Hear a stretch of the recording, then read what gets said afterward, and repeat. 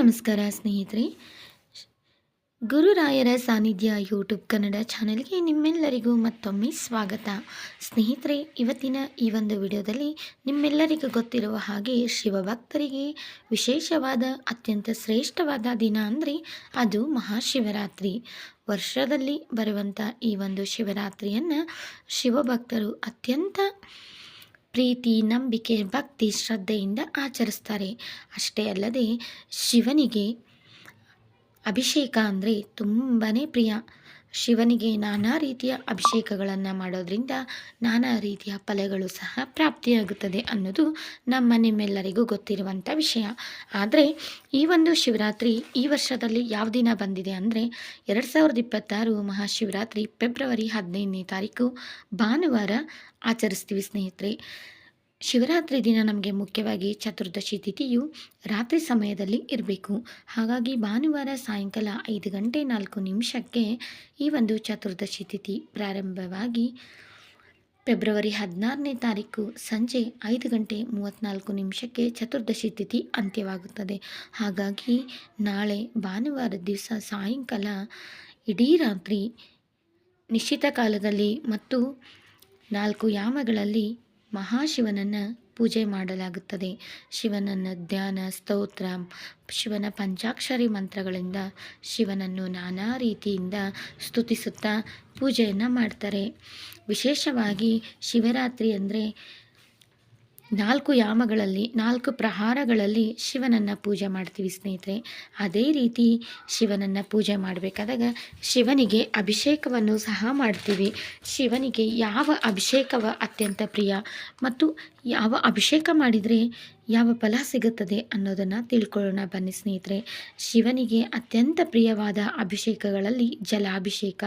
ಈ ಒಂದು ಜಲದ ಅಭಿಷೇಕವನ್ನು ಮಾಡೋದ್ರಿಂದ ಮನಸ್ಸಿನ ಇಷ್ಟಾರ್ಥ ಸಿದ್ಧಿಯಾಗುತ್ತದೆ ಸ್ನೇಹಿತರೆ. ಇನ್ನು ಶಿವನಿಗೆ ತುಪ್ಪದ ಅಭಿಷೇಕ. ಈ ಒಂದು ಶಿವನಿಗೆ ತುಪ್ಪದ ಅಭಿಷೇಕ ನಾವು ಮಾಡೋದ್ರಿಂದ ಮೋಕ್ಷ ಅನ್ನೋದು ನಮಗೆ ಪ್ರಾಪ್ತಿಯಾಗುತ್ತದೆ. ಇನ್ನು ಪಂಚಗವ್ಯ ಅಭಿಷೇಕ. ಈ ಒಂದು ಪಂಚಗವ್ಯ ಅಭಿಷೇಕವನ್ನು ಮಾಡೋದ್ರಿಂದ ಸಂತಾನ ಭಾಗ್ಯ, ಮಕ್ಕಳ ಆರೋಗ್ಯ, ಆಯುಷ್ಯು ಅಭಿವೃದ್ಧಿ ಆಗುತ್ತದೆ. ಇನ್ನು ಜೇನುತುಪ್ಪದ ಅಭಿಷೇಕ. ಈ ಒಂದು ಜೇನುತುಪ್ಪದ ಅಭಿಷೇಕವನ್ನು ಮಹಾಶಿವನಿಗೆ ಮಾಡೋದ್ರಿಂದ ಜ್ಞಾನದ ಅಭಿವೃದ್ಧಿ ಆಗುತ್ತದೆ. ಇನ್ನು ವಿಶೇಷವಾಗಿ ಅಕ್ಕಿ ಹಿಟ್ಟಿನ ಅಭಿಷೇಕ. ಈ ಒಂದು ಅಕ್ಕಿ ಹಿಟ್ಟಿನ ಅಭಿಷೇಕವನ್ನು ಯಾಕೆ ಮಾಡ್ತಾರೆ ಅಂದರೆ ಸಾಲದಿಂದ ಮುಕ್ತಿಯನ್ನು ಪಡೆಯುವುದಕ್ಕೆ. ಸಾಲದಿಂದ ವಿಮುಕ್ತಿಯನ್ನು ಪಡಿಬೇಕಂದ್ರೆ ಶಿವನಿಗೆ ಅಕ್ಕಿ ಹಿಟ್ಟಿನಿಂದ ಅಭಿಷೇಕವನ್ನು ಮಾಡಬೇಕು.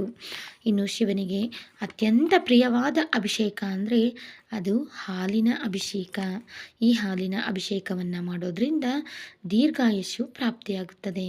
ಇನ್ನು ಕಬ್ಬಿನ ರಸದ ಅಭಿಷೇಕ. ಈ ಒಂದು ಕಬ್ಬಿನ ರಸದ ಅಭಿಷೇಕವನ್ನು ಮಾಡಿಸೋದ್ರಿಂದ ಶತ್ರುಗಳ ನಾಶ, ಆರೋಗ್ಯ ವೃದ್ಧಿಯಾಗುತ್ತದೆ. ಇನ್ನು ಶಿವನಿಗೆ ಗಂಗಾಜಲದ ಅಭಿಷೇಕ. ಈ ಒಂದು ಗಂಗಾಜಲದ ಅಭಿಷೇಕವನ್ನು ಮಾಡೋದ್ರಿಂದ ಶಾಂತಿ, ನೆಮ್ಮದಿ, ಸುಖ ಅನ್ನೋದು ಪ್ರಾಪ್ತಿಯಾಗುತ್ತದೆ ಸ್ನೇಹಿತರೆ. ಇನ್ನು ಶಿವನಿಗೆ ಪಂಚಾಮೃತ ಅಭಿಷೇಕ. ಈ ಒಂದು ಪಂಚಾಮೃತ ಅಭಿಷೇಕವನ್ನು ಮಾಡೋದ್ರಿಂದ ಉತ್ತಮ ಆರೋಗ್ಯ ಅನ್ನೋದು ಪ್ರಾಪ್ತಿಯಾಗುತ್ತದೆ. ಇನ್ನು ಶಿವನಿಗೆ ಶ್ರೀಗಂಧದ ಅಭಿಷೇಕ. ಈ ಒಂದು ಶ್ರೀಗಂಧದ ಅಭಿಷೇಕವನ್ನು ಮಾಡೋದ್ರಿಂದ ಲಕ್ಷ್ಮೀ ಕಟಾಕ್ಷ ಪ್ರಾಪ್ತಿಯಾಗುತ್ತದೆ. ಸದಾ ಲಕ್ಷ್ಮೀ ಕೃಪೆ ನಮ್ಮ ಮೇಲೆ ಇರುತ್ತದೆ. ಇನ್ನು ಮುಖ್ಯವಾಗಿ ಅನ್ನ ಅಭಿಷೇಕ. ಈ ಒಂದು ಅನ್ನದ ಅಭಿಷೇಕವನ್ನು ಮಹಾಶಿವನಿಗೆ ಮಾಡಿಸೋದ್ರಿಂದ ಸಂಪತ್ತು, ಐಶ್ವರ್ಯ ಅನ್ನೋದು ಪ್ರಾಪ್ತಿಯಾಗುತ್ತದೆ ಸ್ನೇಹಿತರೆ. ಇನ್ನು ನಿಂಬೆ ರಸದ ಅಭಿಷೇಕ.